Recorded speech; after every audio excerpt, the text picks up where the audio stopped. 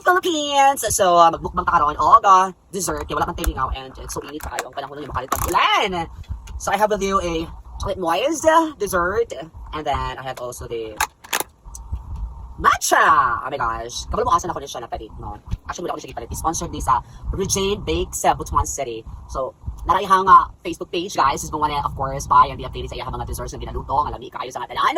Diligent mo mabahay only at Regine Bakes, Butuan City by, of course, Regine Labrador. Okay? So, ano na lang siyang tinawan kung lami magandis siya. Okay, let's try with the chocolate. What is that?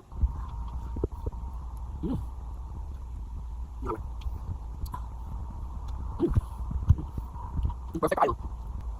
Perfect yung pagkatam is the balance of the sweetness and the dough. Mami siya kayo sa akin eh. Nag-chocolate siya caramel.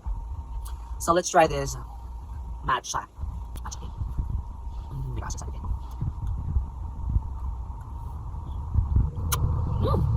Tayo! Gosh.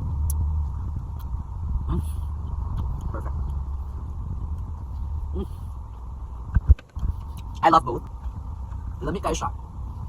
They have a unique taste. So, may giulat ninyo. Gusto ba yung ansang na ako? Order na mo kay Regine Bakes, Butuan City!